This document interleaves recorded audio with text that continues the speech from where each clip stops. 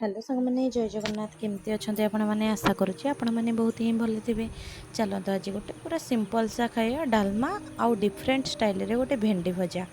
तो प्रथमे डालमा टी एमती प्रेशर कुकर देवाई सब जोगाड़ी देली। डालमा प्रिपरेशन सरीगला। तो ये भेंडी भेंडी की आनी ए टाइम रे तो भल भेंडी मिले ना। तो जी भी मिली चेष्टा कर गोटे किसी रेसिपी बनवाई। तो से प्रथम भेंडी टी धोई नेली। तापर ताको एपट सेपट देखो गोटे भेंडी को एपट साइड कट कर नेली। तापर मझीरे किसी गैप देदेली माने मझीरे कट करदेली। देखो ये भाव में सब भेंडी तक करदेली और मझीरे एमती चिरीदेली। देखो ये भाव में सब भेंडी की भाव में कट करदेली।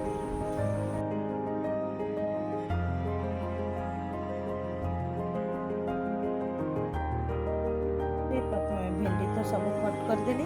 किसी अदा रसुण पेस्ट जीरा धनिया काश्मीरी चिल्ली एभलिया भाव में सब मसला मु नहीं जाइए भल भाव में मिक्स कर देइछि। देखो आउ कि सोरिष तेल भी से मुड कर मसला सोरिष तेलटा देले भेंडी भितर तेल मसलाटा भल भाव में भिजी जीव।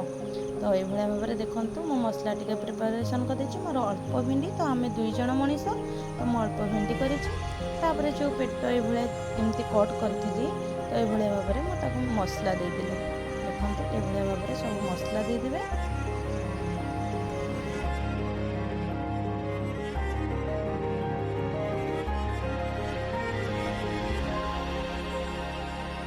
एबे फाइनली मोर सब मसला दिया है गला भिंडी मानक। एबे कड़ाई बसई नवा।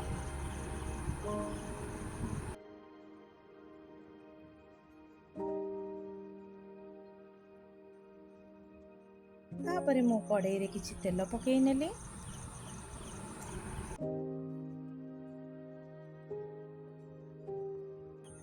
कड़ाई ताती गला परे देखो भेंडी टी को गोटे गोटे करी कड़ाई रे थोई नेली। ताकू टिके सिझिबा पई छाड़ी दवा।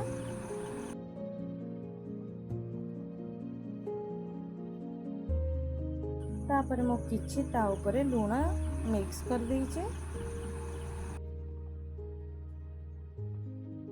तापर मो पिठा पातिया साहाय्य रे ए भलिया भाव में ताकू मिक्स कर देले। तापर मोर डालमा टी से भीतर मोर डालमा भी सीटी आसला हारी। तापर मो किछि फुटण सुखिला लंका पियाज कट कर देके ए भलिया भाव में कड़ाई रे सब ब्राउन कलर हवा पई छाड़ी देले। तापर हे जाइथिला मोर डालमा सेथरे मो डालमा मिक्स कर देले।